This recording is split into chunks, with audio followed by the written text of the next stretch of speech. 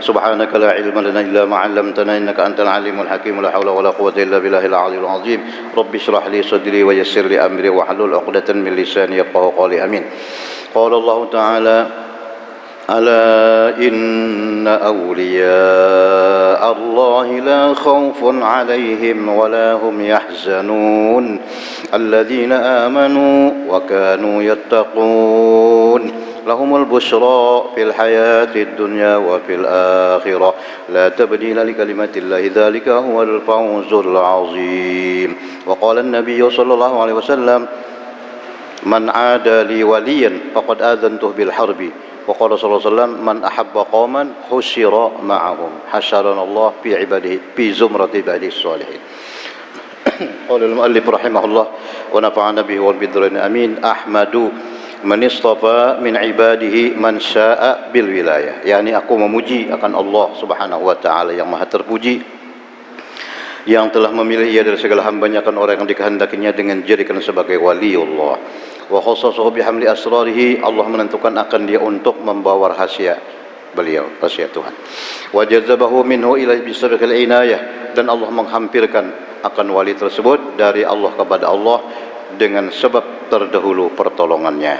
Wa ashkuru an manna alaina bil iman bima ja'at bihil anbiya wal awliya'u min asrar rabbaniyah. Aku bersyukur kepada Allah Subhanahu wa taala bahwa Allah telah mengurniai atas kita sekalian dengan beriman, percaya dengan para nabi, percaya dengan para wali, dan percaya dengan apa yang dibawa oleh nabi dan apa yang dibawa oleh wali-waliullah daripada rahasia ketuhanan. ووفقنا لمتابعة سنتهم البهية السنية, dan Allah telah menolong kita untuk mengikuti jalan semua mereka itu yang terang lagi mulia. Wa usalli wa usallim ala man sajada lahul malak wa huwa fi dhahri abihi suri. Aku memohonkan rahmat dan sejahtera atas junjungan kita Nabi besar Muhammadun sallallahu alaihi wasallam yang sujud kepada beliau segala malaikat waktu itu sedang ia berada di dalam tulang belakang ayah yang zahir itu Nabi Adam. Malaikat disuruh Allah sujud kepada Nabi Adam, sebenarnya menghormati kepada nur Nabi Muhammad SAW yang ada diletakkan di belakang Nabi Adam alaihissalam. Wa ala alihi wa sahbihi wa tabi'in fi sabilin nuri, dan atas segala keluarga Rasulullah dan sahabat beliau dan segala yang mengikuti akan mereka itu pada jalan yang nurani dengan amal yang saleh, dengan mengerjakan amal yang saleh. Wa ba'du, kemudian daripada itu maka berkatalah Syekh Siddiq Al-Madani, beliau adalah khalifah Sayyid Muhammad bin Abdul Karim Al-Qadiri Al-Hasani As-Samman Al-Madani radhiyallahu anhu. Hai segala saudaraku, manakala aku dengar, aku lihat riwayat dari guru-guruku dari hadis Rasulullah sallallahu alaihi wasallam, inda dzikril awliya'i tanzilur rahmat, ketika dibaca manaqib aulia Allah, sejarah hidup wali-waliullah, kekasih-kekasih Allah, diturunkan oleh Allah Subhanahu wa taala beberapa rahmat atas orang yang membaca dan orang yang hadir mendengarinya. Amin. Serta menyetikatkan dengan yakin hatinya bahwa beliau itu adalah benar-benar waliullah. Dan aku lihat pula beberapa murid dahulu mengarangkan manaqib gurunya serta dibaca tiap-tiap tahun sekali, yaitu pada hari ketika wafat, serta membaca Quran, tahlil dan bersolawat mana puasanya.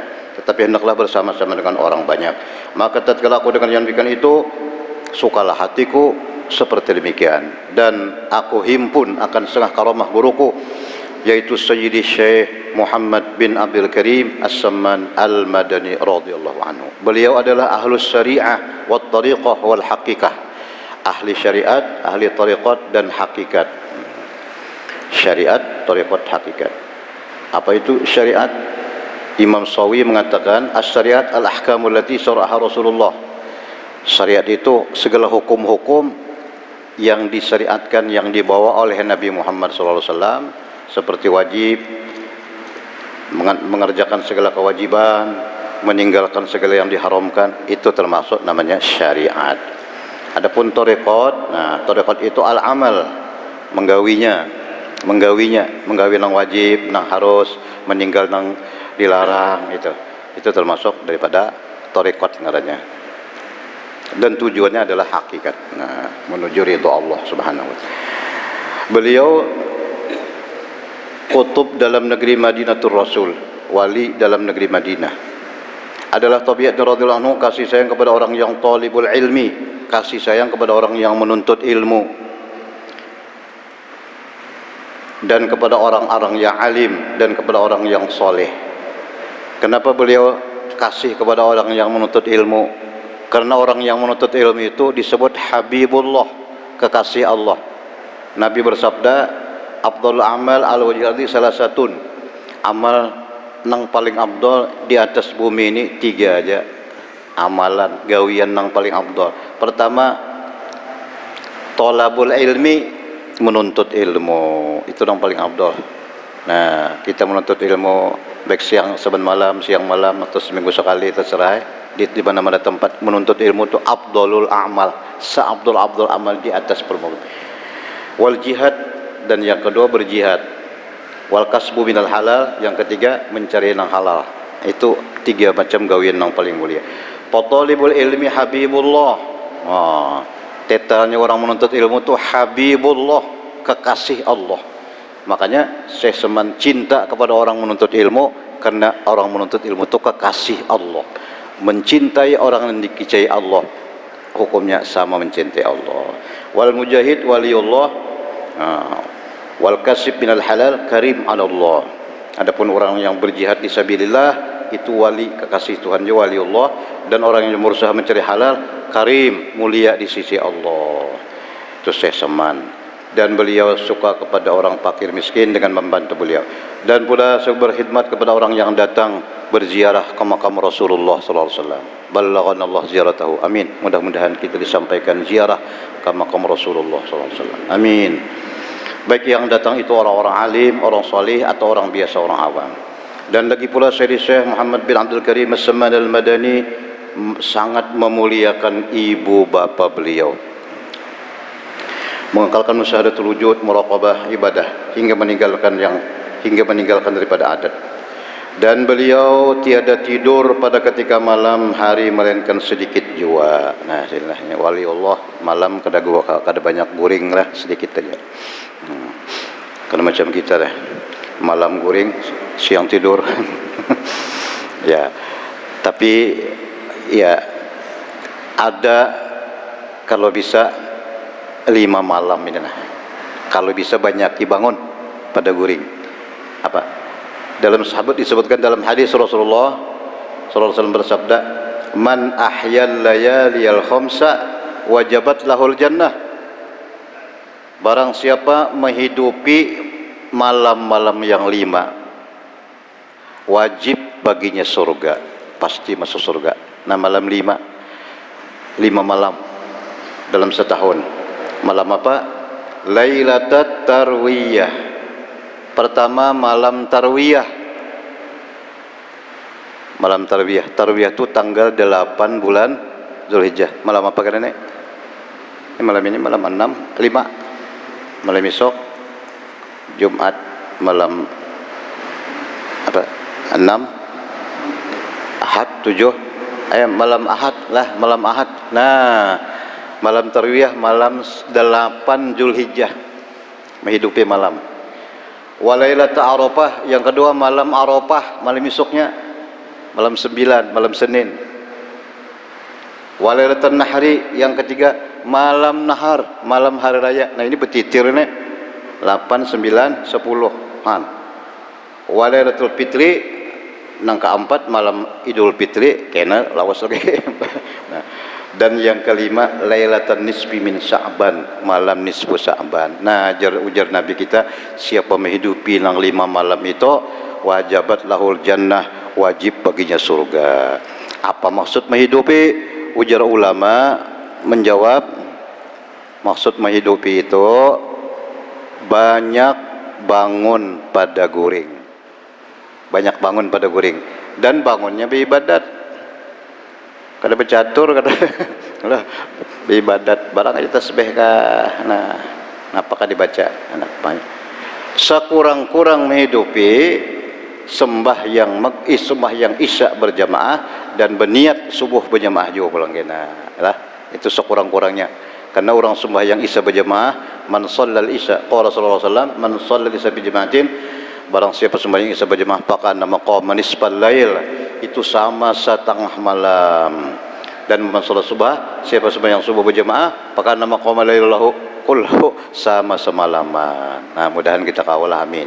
Ini malam ini kan parak. Nah, itu. Jadi umpamanya malam-malam lain kada kawa, umpamanya menghidupi barang nang ni 5 malam ni barang nah. Nah, kalau untuk malam hari raya ada lagi hadis. Qala sallallahu alaihi wasallam, man ahya lailatal aidain ahyallahu qalbahu yauma tamutul qulub. Barang siapa menghidupi 2 malam hari raya, malam Idul Adha, Idul Fitri, ahyallah, Allah hidupkan qalbahu, hatinya, pada hari yang mati segala hati. Di mana tuh ya? Di hari kiamat. Mati hati itu bahasa orang situ pumput. Bahasa mana tuh pumput tuh, kada punya pikiran. Nah, itu di dunia masih ada yang membimbing, kalau di akhirat kayak apa? Nauzubillah. Nah, jadi menghidupi malam hari raya lah, itu 2. Nah, kita deh sekurang-kurang menghidupi sembahyang isya berjamaah, subuh berjamaah, kalau bisa di tengahnya itu. Nah, itu barang dulu nanti di malam itu. Kemudian saya di Syekh Muhammad Samad Al-Madani, sampai waktu sahur beliau bangun dari tidur. Sahur ini waktu waktu mustajab. Lalu ratib sahur, ratib tadi berdoa, istighfar. Wabil asharhum yastaghfirun. Itu sifat orang wali itu. Wabil asharhum yastaghfirun. Di waktu sahur mereka istighfar. Nah, lima itu silin sembahyang subuh berjamaah. Habis sembahyang subuh, lalu ratib subuh sampai terbit matahari. Nah, matahari terbit itu kan habis waktu subuh, langsung sembahyang kena dulu, naikkan matahari dulu. Manakala matahari kira-kira segalah, nah bangkitlah sembahyang sunnatul isyraq. Jadi sembahyang isyraq itu menurut dalam jadwal waktu Syekh Tuan Guru Haji Muhammad Kasful Anwar, sejam setengah limbah azan subuh. Nah, sejam setengah kemudian itu waktu isyraq. Itu sudah itu. Sembahyang 2 rakaat. Nah, ini yang dalam hadis Nabi sallallahu alaihi wasallam bersabda, man shallal fajr fi jama'atin, siapa sembahyang subuh berjamaah, summa qa'ada, kemudian duduk, yazkurullah, berzikir, barangan apa kan yang dibaca? Wiridul Latif kah, Wiridul Attas kah, barangnya Yasin, macam-macam lah wirid-wirid bacalah. Nah, sampai matahari terbit tinggi, kemudian sembahyang 2 rakaat, kanat lahu ka ajri hajjatin wa umratin tamatin. Ada satu riwayat tamataini, maka sembahyang 2 rakaat isyraq sama pahalanya dengan 1 haji dan 1 umrah yang sempurna. Hadis ini ada dalam kitab Kifayatul Adqiya. Banyak kita pelain. Nah, apa yang dibaca jar? Barangnya doa, zikir, Quran, tapakur. Kada bacaan kada dia. Sudah juga bacaan macam-macam dia. Tapi kada mengantuk pak diam. Nah, tapakur fi zatillah. Tapakur fi khalqillah. Nah, itu Syekh Cuman. Kemudian apabila sampai seperempat hari beliau sembahyang sunnatud duha. Sembahyang sunat duha. Berapa sunat duha? Sebanyak-banyaknya 12, tapi yang afdal 8. Kenapa jar? Nang afdal malah 8, nang 12 kurang. Kenapa ya? Karena hadis nang 8 itu lebih banyak, lebih kuat. Terserah ya, nang mau berapakah? Sekurang-kurangnya duha 2 rakaat. Ada orang sembahyang duha 12 rakaat. Itu 2 bulan kalau dikali lagi. Itu berdahulu. Nah, ujar Nabi kita dalam hadis, salatud duha tajlibur rizqa wa tampil faqra. Sembahyang duha menarik rezeki dan menghilangkan kefakiran. Nah, orang mengamalkan sembahyang duha kada mau fakir seumuran. Nah, tapi niat kita bukan itu. Niat kita melaksanakan perintah Allah, menjunjung sunnah Nabi Muhammad SAW. Masalah rezeki itu urusan Tuhan, ya Allah. Dan beliau radhiyallahu anhu Syekh Muhammad Samad Al-Madani membanyakkan puasa sunat. Nah, nih puasa sunat. Puasa sunat nang paling afdal, nang paling tinggi, nang paling besar pahalanya, yaitu puasa pada hari apa kena? Arafah. Mun kawat tu mulai tarwiyah bang. 8 sebenarnya mulai awal, mulai tanggal 1 tu sudah ada itu masalah puasa tu hari-hari 10. Tapi puncaknya adalah hari Arafah. Hari Arafah. Hari apa kena? Hari Senin. Nah, itu hari yang paling mulia di dunia. Hari termulia dalam setahun dan termulia di dunia adalah hari Arafah. Maka kita di Arafah itu disuruh mengisi banyak-banyak dengan amal ibadah. Apa amalan hari Arafah? Paling tidak 5 macam itu paling. Ini menurut hadis Rasulullah SAW. Nah, yang pertama puasa hari Arafah. Sajaku puasa besok hari Arafah, sunat karena Allah Taala. Lah, sajaku puasa besok hari Arafah. Nah, di sini ada 5-6 hadis. 6 hadis tentang puasa Arafah. Ujar Nabi, "Inna siyam," qala sallallahu alaihi wasallam, "Inna siyam yaum Arafah yukaffiru dzunub sanatin madiyah wa sanatin atiyah." Bermula puasa hari Arafah menggugurkan, menghapus dosa 2 tahun. Dosa yang lalu, dosa yang akan datang. Sudah kita baca semalam di mana? Dalam Sabilal Muhtadin. Nah, Rasulullah SAW sendiri, annahu sallallahu alaihi wasallam kana yasum tis'a Dzulhijjah. Nabi Muhammad sering puasa pada tanggal 9 Dzulhijjah, yaitu hari Arafah. Nah, ada lagi Ummi Salamah meriwayatkan hadis Rasulullah, ujar Nabi, "Ni'mal yaum Arafah." Sebaik-baik hari Arafah. Tanggal 9 Dzulhijjah. Yaum khairin wa barakah, hari kebaikan dan hari berkah. Yaum rahmah wa maghfirah, hari rahmat dan keampunan. Paman shamahu, siapa puasa hari Arafah, ja'alallahu, Allah jadikan baginya nasiban itu bahagian, fi sawabi, pada pahala, man hadaral mauqif, orang yang hadir ukuf di Arafah. Kita di sini kada puasa, kita kada ukuf ya Allah, maka nak tulak haji. Nah, orang ada nak ukuf, kita di sini tapi kita puasa, Allah berikan ada bahagian daripada pahala orang nang ukuf di Arafah. Artinya dapat juga pahala ukuf walaupun kita kada ukuf di sana, ukuf di dalam kamar aja. Lah, ukuf di rumah masing-masing. Nah, lah kan ya ada sama apa pada sini. Wa ba'adahu Allah minan nar 70 kharifan, dan Allah jauhkan dari api neraka sepanjang 70 tahun perjalanan. 70 tahun kita berjalan 70 tahun sampai kemana kira-kira? Nah, itu dijauhkan dari neraka. Nah, ini puasa Arafah. Ada lagi satu hadis, Siti Aisyah meriwayatkan, Nabi bersabda, "Inna fil jannati qusuran." Dalam surga itu ada kusur, mahligai, istana-istana, min durrin, dari mutiara, wa yaqut, dari yaqut, yaqut atas, berzubarjat, dari emas, min zahab, min fiddah, emas perak. Lalu jur Siti Aisyah, "Ya Rasulullah, siapa ampunnya itu nang mengisi istana itu?" Kena Nabi menjawab, "Liman shoma yauma Arafah," bagi orang nang puasa hari Arafah. Ada sudah disediakan istana di mana? Dalam surga. Macam-macam, terserah nak mana, pilih nak emas kah, perak kah, jubarjat, dur, macam-macam tadi. Hai Aisyah, man asbaha shaiman yauma Arafah, barang siapa berpagi-pagi, barang siapa puasa hari Arafah, fatahallahu alaihi, Allah bukakan atasnya salasina baban minal khair, 30 pintu-pintu kebaikan dibuka. Nah, dosa diampuni, pahala diberi, dijauhkan dari neraka, dibukakan pulang pintu-pintu kemudahan, pintu-pintu kebaikan, 30 dibuka. Kita jangan 3 butingin pintu kebaikan, alhamdulillah, apalagi sampai 30. Nah, itu dibuka.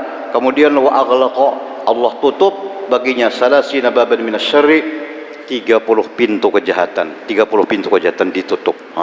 Jadi 30 pintu kebaikan dibuka. Nah, ini pahala puasa hari Arafah. Nah, itu pertama. Yang kedua ada lagi disuruh hifdzul jawarih, memelihara anggota kita hari Arafah. Mata, apalagi pendengaran. Ada disebutkan man hafizha, Imam Baihaqi meriwayatkan dari man hafizha lisana wa samani wa sari yaum Arafah ghufira lahu min bil Arafah. Barang siapa memelihara lidahnya, pendengarannya, penglihatannya pada hari Arafah, dijaga, pokoknya dijaga, menjaga diri, jangan sampai, kalau bisa jangan sampai berbuat dosa hari itu, Allah ampuni mulai Arafah sampai Arafah akan datang. Nah, yang kedua. Yang ketiga, membaca suratul Ikhlas, Qul huwallahu ahad sampai habis. Nabi bersabda dalam kitab Da'wat, man qara'a qul huwallahu ahad alf marrah yaum arafah utiya masalah.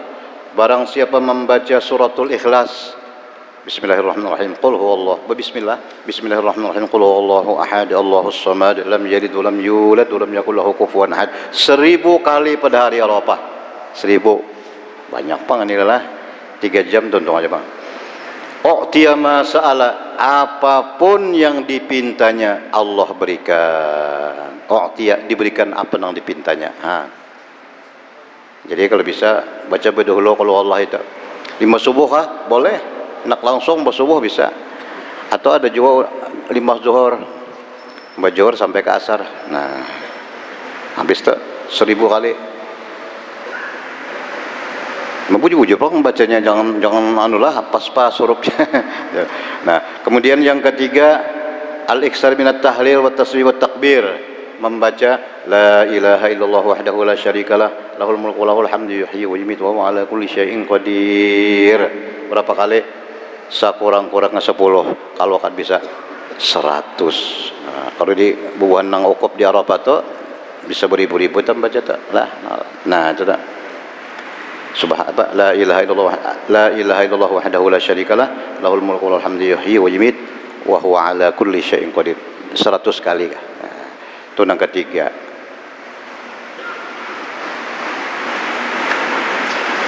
Puasa, menjaga anggota, membaca qul huwallah. Keempat tadi. Nah, kelima al-iksar minad doa. Ini doa. Biasanya kalau yang di ukop di Arafah tu sudah tuntong kan, ukop tu mulai johor lah, gilincir matahari tu waktu ukop, orang ukop di sana lah. Nah, 5 jam dulu kita sini pada sana. Nah, jadi kalau orang nak ukop tu biasanya mulai ukop tu membaca qul huwallah tadi tak sampai asar tuntong. Limbah tuntong sampai asar itu kalau nang kada jama'. Menang zamannya berdoa sudah. Nah, mulai limbah asar berdoa sampai berantak maghrib. Terus suruh ujar Nabi, afdalud doa doa yaum Arafah.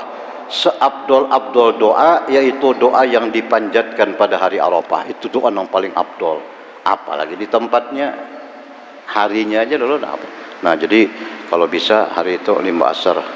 Jadi limbah asar itu anaknya berdoa terus. Nah, pas kalau kita menyetel di TV itu pas orang okop tak lah, asar tu, nah, kita berdoa situ, berdoa barang aja, atau cara aja, ambil kalau perlu ambil buku doa kumpulan doa, no, bahasa kita, bahasa Tuhan paham aja, bahasa apa minta, nah itu doa yang paling afdal, doa yang dibaca pada hari Arafah. Apalagi di situ, ingat kita di sini, alhamdulillah. Nah, itulah amal pada Arafah. Sekurang-kurang 5 macam tadi. Nah, mudah-mudahan kau mengamalkan kita, amin. Pasnya hari Senin kan. Nah, itu Syekh Salman Al-Madani, Sidin puasa sunat tadi lah. Nah, kemudian beliau Syekh Muhammad Salman Al-Madani berwasiat, lazimkan oleh kamu segala muridku sembahyang 5 waktu berjamaah, sembahyang Jumat, membacakan zikir pagi sore, siang malam, pagi dan sore, baik duduk atau dalam keadaan berbaring, dan membanyakkan membaca Al-Quran, sholawat, istighfar dan lain-lain. Nah, istighfar, baca, membanyakkan zikir kepada Allah. Sedikit ada lagi sambungannya. Setelah hari Arafah, hari Senin, malamnya malam hari raya. Kalau apa tadi hadis Nabi, menghidupi lah. Nah, esok harinya hari raya Idul Adha. Nah, di sini ada Nabi bersabda, ijtahidu yaumal id fi shadaqah wa amalil khair wal bir. Imam Al-Wanai meriwayatkan dalam sebuah risalahnya dalam kitab Kanzun Najah was Surur, man istaghfarallah fi yaumil idin, barang siapa membaca istighfar pada hari raya sesudah sembahyang subuh, 100 kali. Tuntong sembahyang subuh, ya, so, wirid-wirid baca. Kita baca astagfirullahalazim, astagfirullahalazim, astagfirullah. Ini hari rayanya lah. Nah, 100 kali aja. La yabqa fi diyuna syai'un min dzulm illa muhya anhu wa yakun aminan min adzabillah. Niscaya tiada tertinggal di dalam buku catatan kita nang di saban hari malaikat mencatatnya, tiada tertinggal daripada zunub, daripada dosa, malaikat dihapus. Jadi di buku catatan tu dihapus dosa-dosa. Setahun kita gawe, nah macam-macam. Nah, dan adalah ia aman daripada azab Allah. Jadi bagus banget lah limbah subuh terserehan nak ke masjid kah. Nah, satu. Yang kedua, Imam Al-Fasani dalam kitab Tuhfatul Ikhwan meriwayatkan dari Sayyidina Anas radhiyallahu anhu, Rasulullah bersabda, "Zayyinul Aid bitahlil wa taqdis." Man qala subhanallah wa bihamdih, barang siapa membaca subhanallah wa bihamdih 300 kali, limbah tadi bertuntong istighfar, lalu membaca subhanallah wa bihamdih, subhanallah wa bihamdih, subhanallah wa bihamdih. Kada banyaklah anu aja, tapi 300 kali. Astagfirullah tadi 100, astagfirullahaladzim 100 sudah. Kemudian subhanallah bihamdih, subhanallah 300. Tuntong baca 300, lalu berdoa, ya Allah, ulun hadiahkan. Kalau bahasa Arabnya, Allahumma inni ahdaitu sawaba hadhihi tasbihat li amwatil muslimin wal muslimat. Itu bahasa Arabnya. Bahasa kitanya aja nah, ya Allah, ulun hadiahkan pahala tasbih ini kepada muslimin dan muslimat. Mbah, anak menyambat bisa aja bang, arwah abah arwah datu itu kebanyakan banyak sampai sudah muslimin wal muslimat. Maka saat itu juga Allah masukkan fi kulli qabrin, ke dalam setiap kubur alpanur, 1000 nur masuk.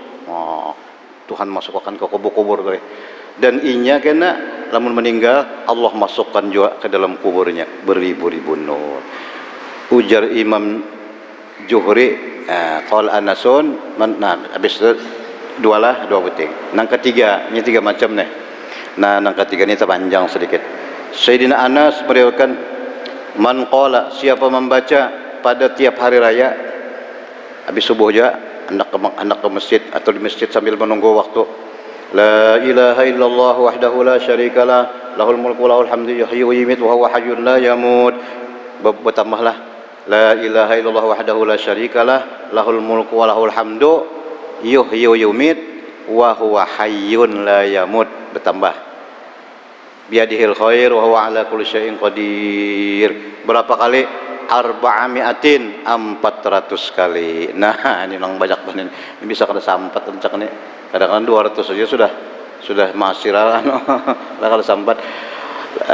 Ya kalau bisa nang lain anu dulu ini muni kawa dulu akan ini lah supaya sampat sebelum salat, qabla salatil id, sebelum pang. Maka sampat juga tuntungannya kan menentukan 5 tuntung sembahyang. Nah, zawwajahullahu ta'ala niscaya Allah kawinkan dengan 400 bidadari. Karena masuk surga dapat bini 400 ikong. Bidadari. Wa ka'anna ma'ataqa 400 raqabatin, dan Allah berikan pahala seolah-olah memerdekakan 400 budak. Wa waqara ta'ala bihil malaikah, dan Allah kirim malaikat-malaikat ke dalam surga membangun madain, membangun kota, yaqdusul asjar, menanamkan pohon-pohon untuk nang membacanya tadi. Dan inya kada meninggal kecuali melihat tempatnya gitu kan. Jadi sebelum meninggal sekilas, nah aja malaikat, julak nih pian nah sini kan, nah sini kana pian tempat, lah. Jadi ujar Sayyidina Juhri namanya kan, aku mulai mendengar lawan Sayyidina Anas hadis ini saban tahun kada meninggal lagi membaca 400 kali tadi. Ujar Sayyidina Anas, aku mulai mendengar dari Rasulullah terus menerus menggawi ini tadi, membaca la ilaha illallah wahdahu la syarikalah. Nah kemudian habis itu tuntungan hanya berkorban. Nah itu dah. Mudahan kita kawa mengamalkan. Sayyidi Syekh Muhammad bin Abdul Karim As-Samad Al-Madani radhiyallahu anhu, beliau dilahirkan pada tahun 1132 Hijratun Nabi di dalam negeri Madinatul Rasul dan diwafatkan pada tahun 1129. Syekh Seman lahir 1132. Datuk Kelampayan lahir 1122. Tuha siapa yuk? Dulu Datuk Kelampayan kah? Dulu Syekh Seman kah?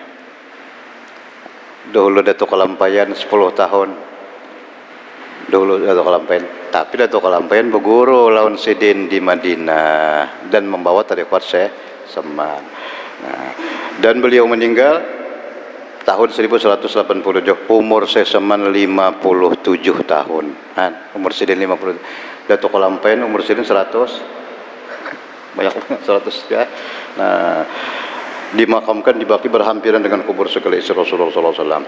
Barang siapa membaca manaqib Syekh Seman Al-Madani dan membaca Quran tahlil dihadiahkan pahala kepada Syekh Seman, apalagi jika dia berhasil wafat insyaallah merzuqkan rezeki halal dan Allah menyampaikan segala hajatnya, baik hajat dunia maupun hajat. Mudah-mudahan Allah menyampaikan segala hajat kita dunia akhirat, panjangkan umur, sehatkan badan dalam taat ibadah dan mudah-mudahan husnul khatimah ala hadhihi wa hadratul al-Fatihah.